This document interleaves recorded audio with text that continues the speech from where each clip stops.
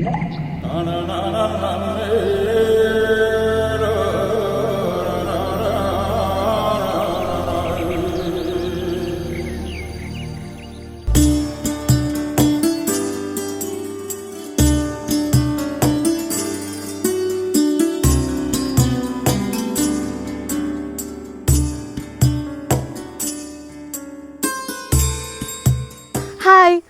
പുതുമകൾ തേടിയുള്ള നല്ല രുചിയിൽ ഇന്നത്തെ ഈ യാത്രയിൽ ഞാൻ ലാൻഡ് ചെയ്തിരിക്കുന്നത് ഏഴാറ്റുമുഖത്തിനടുത്തുള്ള nutmeg green farm ഹൗസിലാണ്.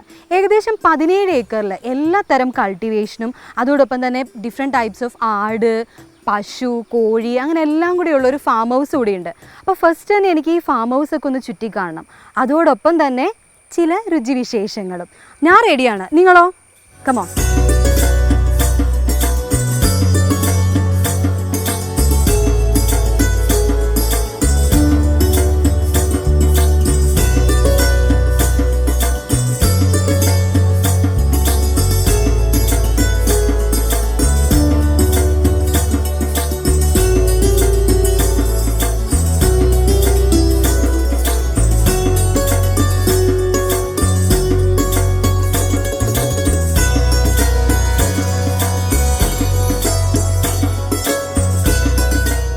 Nutmeg green farm ഹൗസിന്റെ ഓണറായ മിസ്റ്റർ മാത്യു ഉറുമ്പത്തിനെ നമുക്ക് പരിചയപ്പെടാം.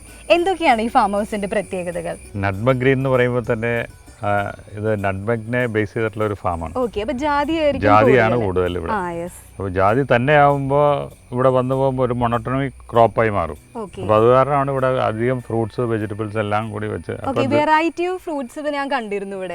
അപ്പോൾ എന്തൊക്കെയാണ്, ഏതൊക്കെ വെറൈറ്റി? ഞാൻ ഈ ഓരോ സ്ഥലത്ത് പോകുമ്പോഴും അവിടെ നിന്നുള്ള പ്രത്യേകതകൾ കളക്ട് ചെയ്ത് കൊണ്ടുവന്ന് ഫിലോസാനുണ്ട്, റംബുട്ടാനുണ്ട്, മാംഗോസ്റ്റീൻസ് ഉണ്ട്, പിന്നെ ഫ്രൂട്ട്സ് ഇവിടെ നമ്മുടെ ഫാഷൻ ഫ്രൂട്ട് ഉണ്ട്, പിന്നെ വേരിയസ് ടൈപ്സ് പപ്പയ ഉണ്ട്. പിന്നെ എന്തൊക്കെയാണ്? ആട്, കുറേ പശു അല്ലേ?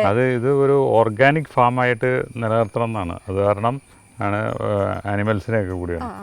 അപ്പോൾ ഇവിടെ ഉള്ളത് ആടുണ്ട്, 42 ആടോളം ഉണ്ട്, ഒരു 50 മുയലുണ്ട്, പിന്നെ അതിനനുബന്ധിച്ച് വെച്ചൂർ കാളയുണ്ട്, പിന്നെ ഗിനി പിഗ്, ഗിനി കോഴി, ടർക്കി, ഇത് വാത്ത. അപ്പോൾ ഒത്തിരി വെറൈറ്റീസ് ഈ ഫാം ഹൗസിലുണ്ട്. അപ്പോൾ നമുക്ക് അതൊക്കെ ഒന്ന് കാണാം അല്ലേ?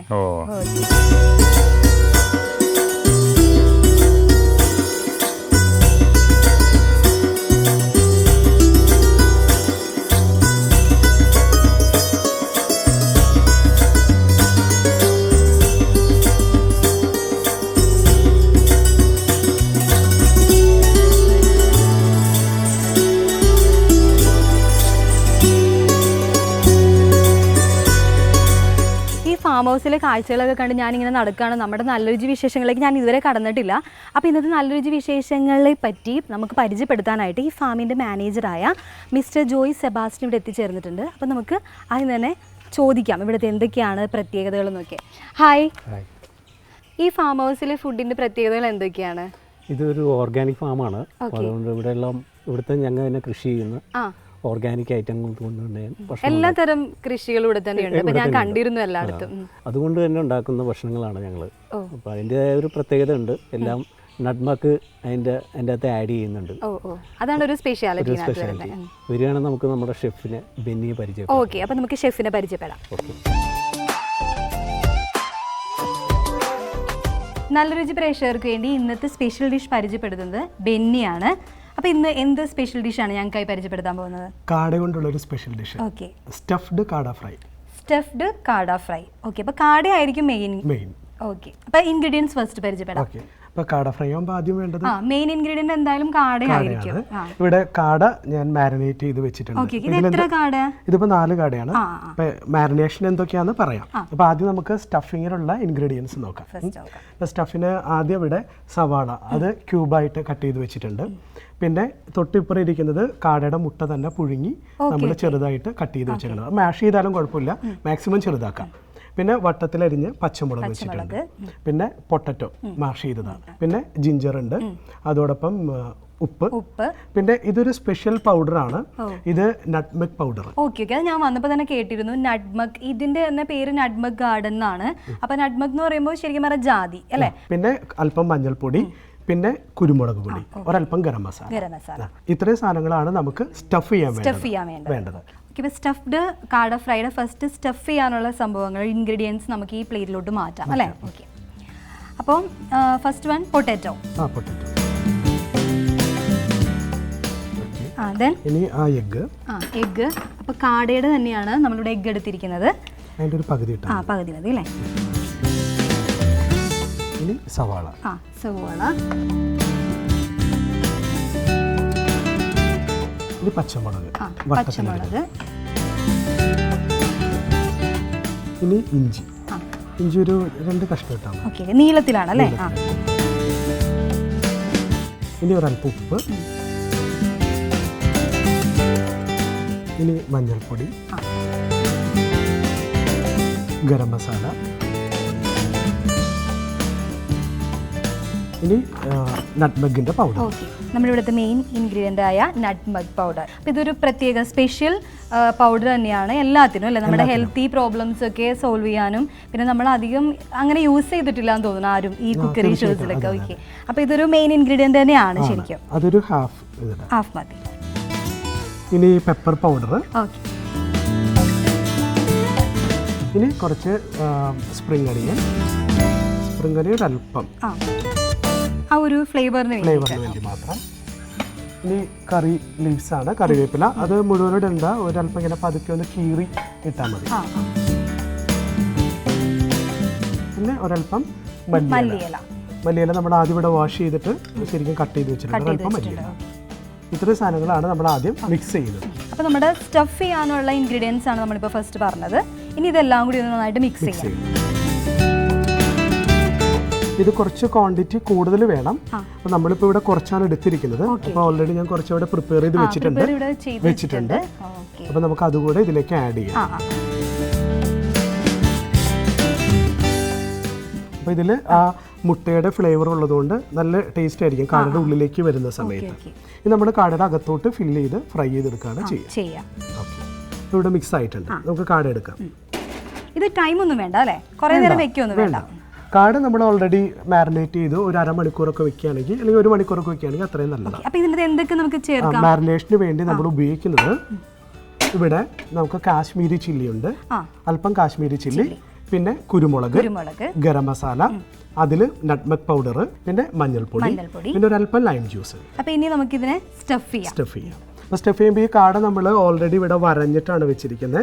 അതുപോലെ ഇതിൻ്റെ മൊത്തം പൊളിക്കാതെ ബാക്ക് സൈഡ് മാത്രം ചെറിയൊരു ഹോള് നമുക്കിത് ഫില്ല് ചെയ്യാൻ വേണ്ടിയിട്ടുള്ള ഒരു ഹോളിട്ട് മൊത്തം ഇത് ചെയ്തിട്ടില്ല.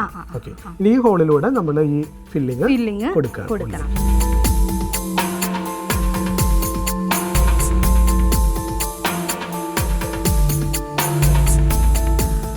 ഇങ്ങനെ ഫില്ല് ചെയ്തുള്ള ഗുണം എന്ന് വെച്ചാൽ നമുക്ക് ഫ്രൈ ചെയ്ത് കഴിയുമ്പോൾ ഇങ്ങനെ കട്ട് ചെയ്ത് എടുത്തു കഴിഞ്ഞാൽ എല്ലാ പോർഷനിലും നമ്മുടെ ഈ ഫില്ലിങ്സ് ഉണ്ടാവും. ഓക്കെ.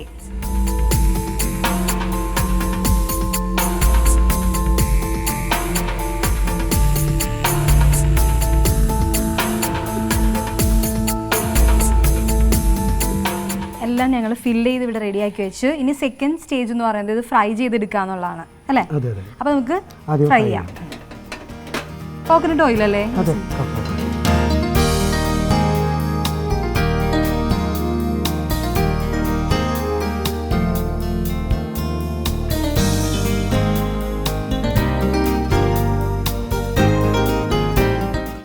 ഒരു വരയിൽ കൊടുത്തിട്ടുണ്ട് അല്ലേ? അത് അതിനകത്തേക്ക് ഇറങ്ങി ചെല്ലാനായിട്ട് മസാല നന്നായിട്ട് ഇറങ്ങി ചെല്ലാനായിട്ട് നമ്മൾ മീനൊക്കെ വറുക്കുമ്പോൾ ചെയ്യുന്ന പോലെ തന്നെ ചെയ്തിട്ടുണ്ട്.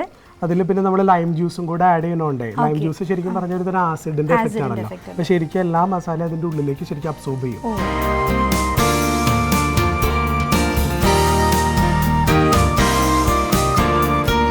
ഇത് പൊട്ടിത്തെറിക്കുന്ന കാരണം ഒരു സേഫ്റ്റിക്ക് വേണ്ടി എന്തായാലും നമുക്ക് മൂടി വെച്ചേക്കാം. അതാവും നല്ലത്. ഏകദേശം ഒരു 5-6 മിനിറ്റോ മതി ഒരു സൈഡ് കുക്കായിട്ട് കിട്ടാനായിട്ട്. ഫ്രൈ കഴിയുമ്പോൾ പറ്റിയ കാരണം ഉള്ളിൽ ഓൾറെഡി ഫില്ലിങ് ശരിക്കും കുക്ക്ഡാണ്. അപ്പോൾ കാട മാത്രം ഒന്ന് വെന്ത് കിട്ടിയാൽ റെഡി ആയത് നോക്കാം. നമുക്കിത് തിരിച്ചിടായിട്ടുണ്ടോ? തിരിച്ചിടാം.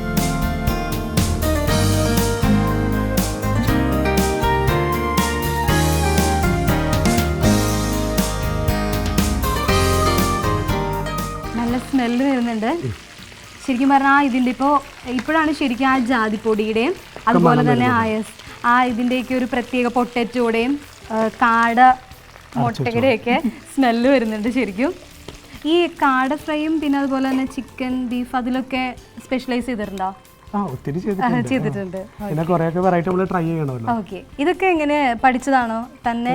കുറച്ച് നാൾ പഠിച്ചിട്ടുണ്ട്, പിന്നെ എക്സ്പീരിയൻസ് ആണ് നമ്മൾ ചെയ്ത് വർക്ക് ചെയ്ത്. ഈ ഒരു ഡിഷ് എങ്ങനെയാണ് തന്നെത്താൻ ചെയ്യാൻ തോന്നിയതാണോ അല്ലെങ്കിൽ എവിടെന്നെങ്കിലും? നമ്മൾ പലപ്പോഴും പല കാര്യങ്ങളും സ്റ്റഫ് ചെയ്യണത് കണ്ടിട്ടുണ്ടല്ലോ, അപ്പൊ അങ്ങനെ ഒരു ദിവസം അങ്ങനെ ഒന്ന് ആലോചിച്ച് ഒന്ന് ട്രൈ ചെയ്ത് നോക്കിയതാണ്.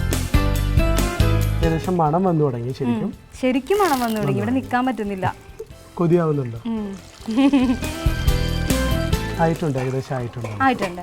അപ്പോൾ സെർവിങ് ഡിഷിലോട്ട് മാറ്റാം. നമുക്ക് ആദ്യം ഇതിലേക്ക് എടുക്കുന്നതിന് മുമ്പ് ഒന്ന് ടിഷ്യൂലേക്ക് ഒന്ന് വെച്ച് കഴിഞ്ഞാലേ കുറച്ച് ഓയിൽ അബ്സോർബ് ആവും. അതിനുശേഷം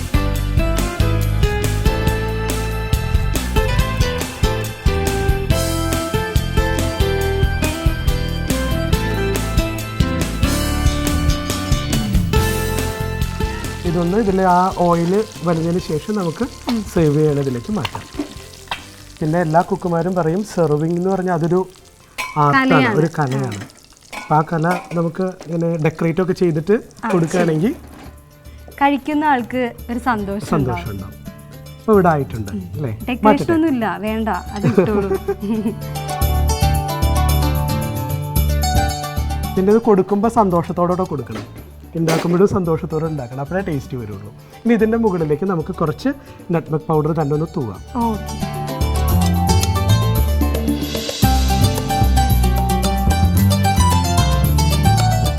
സ്റ്റഫ്ഡ് കാട ഫ്രൈ റെഡി ആയി എൻ്റെ കൈ കിട്ടിയിട്ടുണ്ട്. ഇനി ഇത് ടേസ്റ്റ് ചെയ്യലാണ് 3rd സ്റ്റേജ്. അപ്പം ഞാൻ ഈ ഫാം ഹൗസിൻ്റെ ഭംഗിയൊക്കെ കണ്ട് ഈ കാട ഫ്രൈ ഒക്കെ ഒന്ന് കഴിച്ച് അടുത്ത ഡിഷ് വരുമ്പോഴത്തേനും ടേസ്റ്റ് പറയാം. ഇതിനു മുമ്പ് വേറൊരു കാര്യം, ഇതിന്റെ കെട്ടിപ്പോ തൊട്ട് കൈ വെച്ചോണ്ടിരിക്കുകയല്ലേ, ഡെക്കറേഷൻ കഴിഞ്ഞില്ല. അല്പം ലൈം കൂടെ സ്ക്യൂസ് ചെയ്താൽ കുറച്ചുകൂടെ ടേസ്റ്റ് ആവും. ലൈം സ്ക്യൂസ് ചെയ്തിട്ട് മതി. ഇനി ധൈര്യമായിട്ട് കഴിച്ചോ. ഓക്കെ, അപ്പം ഞാൻ ടേസ്റ്റ് ചെയ്യാൻ പോവാം.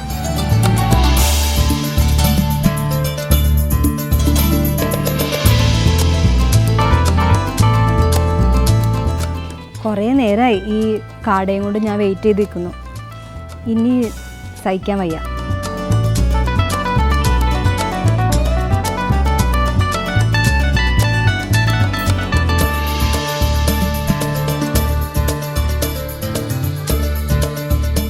അയ്യോ സോറി ട്ടോ, ഇതിൻ്റെ ടേസ്റ്റ് കാരണം ഞാൻ ഇങ്ങനെ കഴിച്ചുകൊണ്ടിരിക്കുകയാണ്. നിങ്ങളോട് ടേസ്റ്റ് പറഞ്ഞില്ല. ഇതിൻ്റെ ഫില്ലിങ്സ് അതിന് നല്ല പ്രത്യേക ഒരു ടേസ്റ്റ് ഉണ്ട്. പൊട്ടറ്റോയും നമ്മുടെ കാടുമുട്ടയുടെയും പ്രത്യേക ഒരു ടേസ്റ്റാണ് വരുന്നത്. അതോടൊപ്പം തന്നെ ഇതിൻ്റെ പുറമെ നന്നായിട്ട് മൊരിഞ്ഞിട്ടുണ്ട്. ഇപ്പോൾ നമ്മുടെ ഷെഫ് പറഞ്ഞ പോലെ തന്നെ ഇതിനകത്ത് ശരിക്കും ആ ഒരു ജാതിപ്പൊടിയുടെ ടേസ്റ്റും ഇപ്പോൾ എനിക്ക് ലാസ്റ്റായിട്ട് ഒഴിച്ചെന്ന ആ ലെമണിൻ്റെ ടേസ്റ്റും കൂടി വന്ന കാരണം ഒരു പ്രത്യേക ടേസ്റ്റ്, അത് പറഞ്ഞറിയിക്കാൻ പറ്റുന്നില്ല. എത്ര കഴിച്ചിട്ട് മതിയാവുന്നില്ല. ഈ 2 എണ്ണം ഞാൻ തന്നെ കഴിക്കും. അപ്പോൾ കുറച്ച് നേരം കൂടി നിങ്ങൾ വെയിറ്റ് ചെയ്യേണ്ടി വരും അടുത്ത ഡിഷിന് വേണ്ടിയിട്ടാണ്.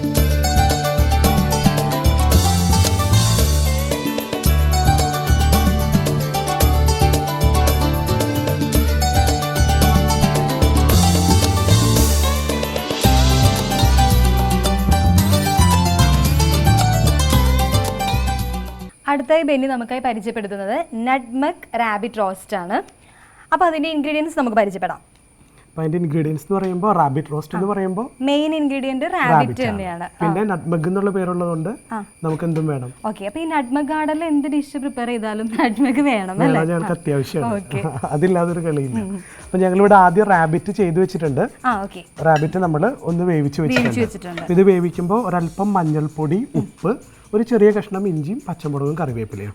നമ്മൾ ബീഫ് വേവിക്കുന്ന പോലെ വേവിച്ച ആ കുക്കറിൽ ഒറ്റ വിസിലടിപ്പിച്ചാൽ മതി. ആ വേവിച്ചിട്ട് ആ വെള്ളത്തേപ്പാടെയാണ് നമ്മൾ എടുത്തു വെച്ചിരിക്കുന്നത്.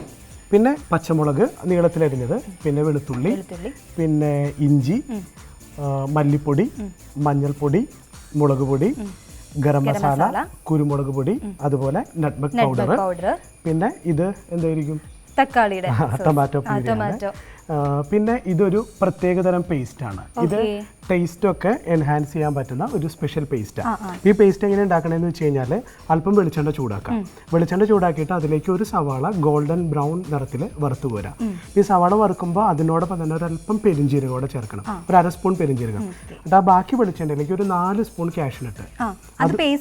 അല്ലല്ല, കാഷ്നട്ട്, ഹോൾ കാഷ്നട്ട്. അത് ഈ പറഞ്ഞ പോലെ ഗോൾഡൻ കളറിൽ വറുത്ത് പോരാം. പിന്നെ ബാക്കി വെളിച്ചെണ്ണയിൽ ഒരു 2 സ്പൂൺ പീനട്ട്, നിലക്കടല. നമുക്കിപ്പോൾ കടലൊക്കെ മേടിക്കാൻ കിട്ടുമല്ലോ, തൊലിയില്ലാതെ വൈറ്റ് ആയിട്ട് വരുന്നത്.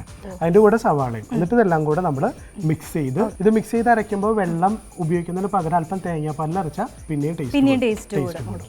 അപ്പോൾ ഇത് ഇങ്ങനെ അരച്ചിട്ട് നമ്മൾ ഫ്രീസറിൽ വെച്ചാൽ മതി, ഏത് കറിക്ക് വേണമെങ്കിൽ നമുക്ക് ഉപയോഗിക്കാം. പിന്നെ നമുക്ക് വേണ്ടത് ആവശ്യത്തിന് ഉപ്പ് വേണം. അപ്പോൾ ആദ്യം നമുക്ക് ഈ റാബിറ്റ് വേവിച്ച് വെച്ചിരിക്കുന്നതാണ് എങ്കിൽ അതൊരല്പം ഒന്ന് ഫ്രൈ ചെയ്തെടുക്കണം. ഷാലോ ഫ്രൈ മതി. അപ്പോൾ ഞാനത് ഒന്ന് കത്തിക്കാം, ഏകദേശം ഒന്ന് ബ്രൗൺ ആയാൽ മതി. അപ്പോൾ നമുക്കൊരല്പം വെളിച്ചെണ്ണ ഒഴിച്ച് ഇത് ഫ്രൈ ചെയ്യാം. അപ്പോൾ ഇതോടൊപ്പം തന്നെ ഞാൻ സൗമ്യക്കൊരു പണി തരട്ടെ, വേറൊരു പണി അപ്പുറത്ത് തരട്ടെ. ഓക്കെ, അപ്പോൾ ഈ പാനൊന്നും ഇങ്ങോട്ട് വയ്ക്കുകയാണെങ്കിൽ മസാല ചെയ്യാനായിരിക്കും അല്ലേ? മസാല ചെയ്യാം, ആ പാചകം ഞാൻ ചെയ്യില്ല, ഉള്ളി വഴച്ചാൽ തരാം. മസാല കരിഞ്ഞു പോയി കഴിഞ്ഞാലേ കറിയുടെ ടേസ്റ്റ് മാറും. ഇതിലേക്ക് അല്പം വെളിച്ചെണ്ണ ഒഴിക്കാം. അത് മതി മതി, ചെറുതായിട്ടൊന്നും പൊരിക്കണുള്ളൂ. അപ്പം അല്പം വെളിച്ചെണ്ണ മതി.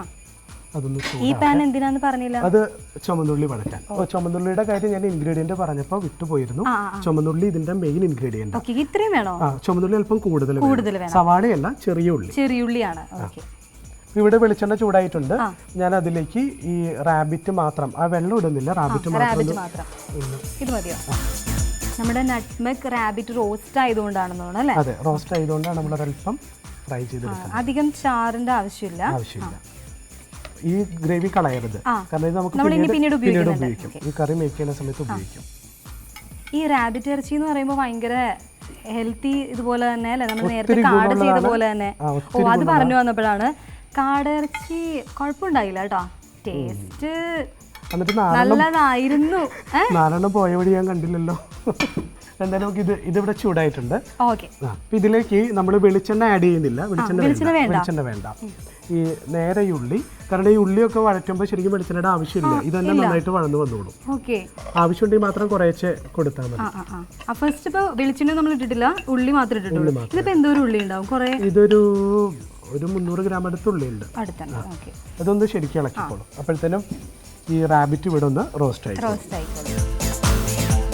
ഇത് വെളിച്ചെണ്ണ ഇട്ടില്ലെങ്കിൽ അടുക്കി പിടിക്കില്ല. നോൺ സ്റ്റിക്ക് പാനാണ്. പിന്നെ കുറച്ച് കഴിയുമ്പോൾ ഈ ഉള്ളിയിൽ തന്നെ ഒരു ഓയിൽ കണ്ടന്റ് ഉണ്ട്, അത് ഇറങ്ങും.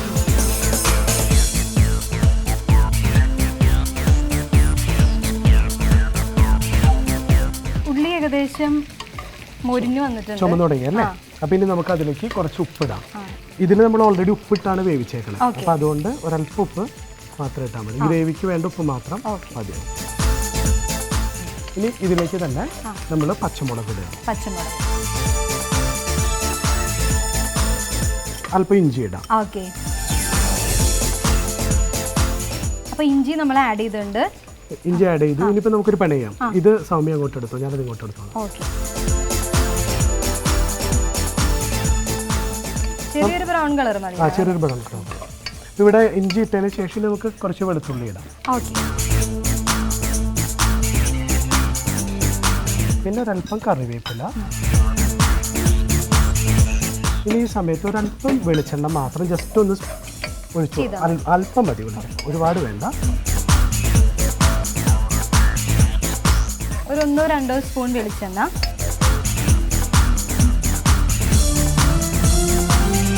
ഇതിപ്പോൾ കണ്ടോ, സവാള ഈ ഉള്ളിയൊക്കെ ഒരു മാതിരം വഴന്നു. ഈ വഴന്നു വരുന്ന സമയത്താണ് ഇനി നമ്മുടെ പൊടികൾ ആഡ് ചെയ്യുക, മസാലകൾ ആഡ് ചെയ്യുക. മസാലകൾ ആഡ് ചെയ്യുമ്പോൾ ആദ്യം ഞാൻ ആഡ് ചെയ്യുന്നത് മല്ലിപ്പൊടിയാണ്. ഒന്ന് മിക്സ് ആയിട്ട് വരുമ്പോൾ നമുക്ക് മുളക് പൊടി ഇടാം. 1 സ്പൂൺ മതി, കാരണം നമ്മൾ കുരുമുളകും കൂടെ ആഡ് ചെയ്യുന്നുണ്ട്. അതുകൊണ്ട് അപ്പോൾ ശരിക്കും പറഞ്ഞാൽ കുരുമുളക് ആഡ് ചെയ്യുമ്പോൾ ഈ ചുമന്ന മുളകിന്റെ ആവശ്യമുണ്ടോ? അതൊരു കളറിന് വേണ്ടിയിട്ടാണ്. കുരുമുളകാണ് കുറച്ചുകൂടെ നല്ലത്, കളർഫുൾ ആവാനായിട്ട്. ഇനി മഞ്ഞൾപ്പൊടി. ഇത് ഓൾറെഡി മഞ്ഞൾപ്പൊടി ഇട്ടാണ് നമ്മൾ കുക്ക് ചെയ്തിരിക്കുന്നത്. ആവശ്യത്തിന് ഒരല്പം ഇട്ടാൽ മതി. മഞ്ഞൾപ്പൊടി ഇടുക, അല്പം ഗരം മസാല, നട്ട്മെഗ് പൗഡർ നമ്മൾ ആഡ് ചെയ്യാണ്. നട്ട്മെഗ് ഏറ്റവും ലാസ്റ്റും നമ്മളിടും. ഇതൊരല്പം നട്ട്മെഗും കൂടെ നമ്മൾ ആഡ് ചെയ്യും. അതൊരു 3/4 സ്പൂണൊക്കെ ആഡ് ചെയ്യാം. ഇത് മതിയോ? ഇതിന്റെ അവസ്ഥ അത് സിമ്മാക്കി കിടന്നോട്ടെ, അപ്പോൾ അധികം നമുക്ക് പൊട്ടിത്തെറിക്കില്ല. മൂടി വെക്കാം, അതായിരിക്കും സേഫ്.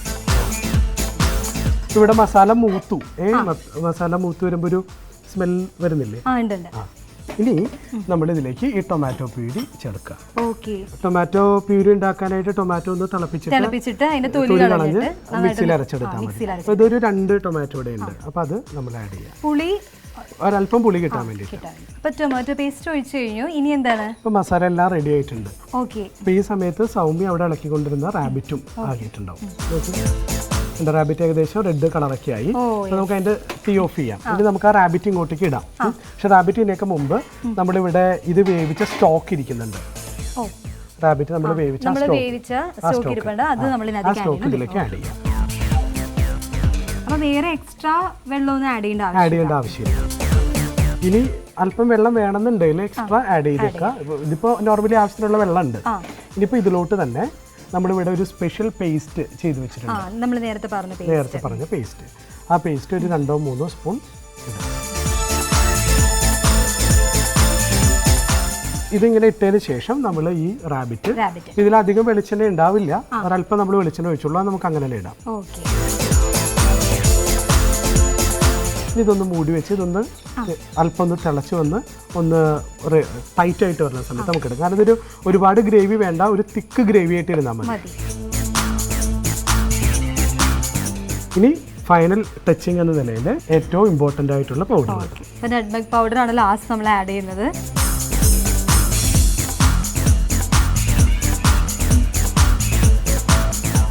ഇത് ഏകദേശം ആയി. നമുക്കത് സെർവിങ് ഡിഷിലേക്ക് മാറ്റാം. ഓക്കെ.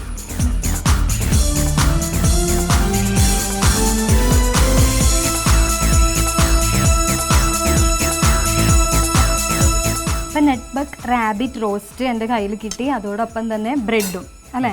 ഓക്കെ. അപ്പം ഞാൻ അതിനെ ടേസ്റ്റ് ചെയ്ത് നോക്കട്ടെ. രണ്ടും കൂടെ കൂട്ടി കഴിക്കും. സ്മെല്ല് നന്നായിട്ട് വരുന്നുണ്ട്. എന്തിൻ്റെയാണെന്ന് അറിയാൻ പറ്റുന്നില്ല, എല്ലാ മസാലകളുടെയും കൂടെ ആണോ എന്താണെന്ന് അറിയുന്നില്ല. അപ്പോൾ ആദ്യം തന്നെ ഒന്ന് ടേസ്റ്റ് ചെയ്തേ.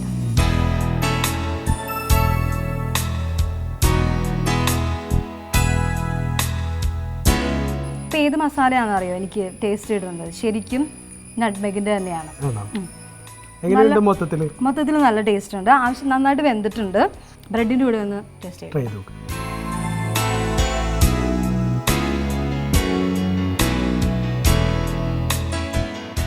എനിക്ക് തോന്നുന്നു ബ്രെഡിനും ചപ്പാത്തിക്കും ഒന്നുകൂടെ ഏറ്റവും നന്നായിട്ട് ഈ ഡിഷ് ചേരുന്നത്.